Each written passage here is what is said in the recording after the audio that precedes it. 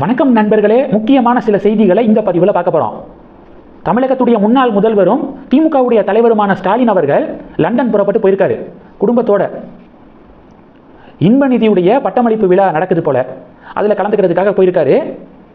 ஜூலை 20ஆம் தேதிக்கு பிறகு தமிழகம் திரும்புவார் அப்படின்னு திமுக சொல்லியிருக்காங்க. அது வரைக்கும் லண்டனில் தான் இருக்க போறாராம். இப்போ என்ன டிபேட்னா, இந்நேரம் திமுக ஜெயிச்சு ஸ்டாலின் முதல்வர் ஆயிருந்தாலும் லண்டன் இந்த நேரம் புறப்பட்டு போயிருப்பாரு.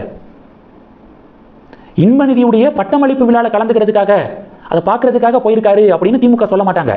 முதலீடுகளை ஈர்க்க முதல்வர் லண்டன் பயணம் மேற்கொள்கிறார் அப்படிங்கிற பேரில் லண்டனுக்கு போய் இன்ப நிதியுடைய பட்டமளிப்பு விழாவில் கலந்துருப்பாரு. இப்படி தான் சொல்லியிருப்பாங்க. திமுக முதலீடுகளை ஈர்க்க போயிருக்காரு அப்படின்னு சொல்லியிருப்பாங்க அப்படின்னு டிவிகே காரங்க, பாஜக காரங்கெல்லாம் சொல்ல, இப்போ டிஎம்கே டிவிகே இடையே பெரிய டிபேட்டு நடக்குது. இது ஒன்று. ரெண்டாவது என்ன பார்க்க போகிறோம், ஹிந்து சமய அறநிலையத்துறை அமைச்சர் ரமேஷ் சமீபத்தில் என்ன பேசியிருந்தார்னா, டிவிகே கவர்மெண்ட்டை சோஃபா மாடல் அப்படின்னு திமுக சொல்றாங்க. உண்மையிலேயே திமுக தான் பாப்பா மாடலா இருக்காங்க, எதுக்கெடுத்தாலும் அழுதுகிட்டே இருக்காங்க அப்படின்னு சொல்லிட்டு அறநிலையத்துறை அமைச்சர் ரமேஷ் விமர்சனம் பண்ணியிருந்தாரு. இது சம்பந்தமாக ஆர்எஸ் பாரதி கிட்ட செய்தியாளர்கள் கேள்வி கேட்டிருக்காங்க. ஆர்எஸ் பாரதி என்ன தெரியுமா வார்த்தையை விட்டுருக்காரு, பாப்பான்களுக்கெல்லாம் நாங்கள் பதில் சொல்ல வேண்டியதில்லை அப்படின்னு சொல்லிட்டு முதல்ல வார்த்தையை விட்டுட்டாரு. எனது பாப்பான்களுக்கெல்லாம் நாங்கள் பதில் சொல்ல வேண்டியதில்லை அப்படின்னு வார்த்தையை விட்டுட்டு அதுக்கப்புறம் சமாளிச்சிருக்காரு. பாப்பான் தான் சொன்னேன், எனக்கு தொண்டை டிஸ்டர்பன்ஸாக இருக்குது, அதனால உங்களுக்கு வேற மாதிரி விழுந்திருக்கும், பாப்பாக்களுக்கெல்லாம் பதில் சொல்ல வேண்டிய அவசியம் எங்களுக்கு இல்லைன்னு தான் நான் சொன்னேன் அப்படின்னு சமாளிச்சிருக்காரு. எத்தனை வருஷம் பிராமண வெறுப்பு அப்படிங்கிறதையே திமுக மையமாக வச்சு கொண்டு போவாங்க? இதுதான் திமுகவுடைய சமூக நீதியா? ஒரு கம்யூனிட்டியை எதிர்க்கிறது தான் திமுகவுக்கு சமூக நீதியா அப்படின்னு கமெண்ட் செக்ஷன்ல ஆர்எஸ் பாரதிக்கு எதிராக பலர் கேள்விகள் எழுப்புறாங்க. இது ரெண்டு.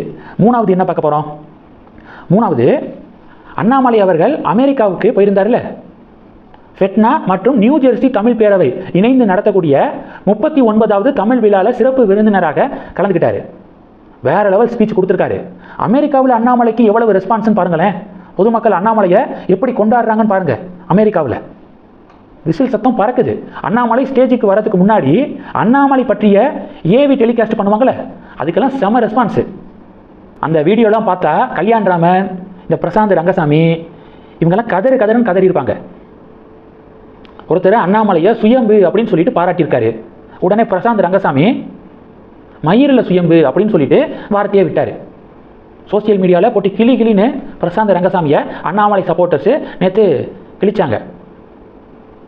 நீ எல்லாமா பேசுறது, எத்தனை கட்சிக்கு கூஜா தூக்கியிருக்க, நீ எல்லாமா அண்ணாமலையை பேசுறது அப்படின்னு சொல்லிட்டு துவம்சம் பண்ணாங்க வீத லீடர்ஸ் இயக்கத்தில் இருக்கக்கூடிய வாலண்டியர்ஸ். இப்போ இந்த பிரசாந்த் ரங்கசாமி, கல்யாண் ராமனுக்கெல்லாம் அமெரிக்காவில் அண்ணாமலைக்கு கிடைக்கக்கூடிய வரவேற்பை பார்க்கும்போது வைத்தறிச்சலாக தான் இருக்கும். தூங்கியிருக்கவே மாட்டானுங்க நைட்டு ஃபுல்லாக அப்படின்னு அண்ணாமலை சப்போர்ட்டர்ஸு ஃபயர் விடுறாங்க, பதிலடி கொடுக்குறாங்க. இது மூணு. நாலாவது என்ன பார்க்க போகிறோம், டிவிகே உடைய வழக்கறிஞர் அணியை சேர்ந்த ஒரு பெண்மணி ஞான சௌந்தரி அப்படிங்கிறவங்க ஹைகோர்ட்டில் ஒரு கேஸ் போட்டிருக்காங்க. என்னன்னா, அரசு வழக்கறிஞராக ஆறதுக்கு இவங்க அப்ளை பண்ணியிருக்காங்க.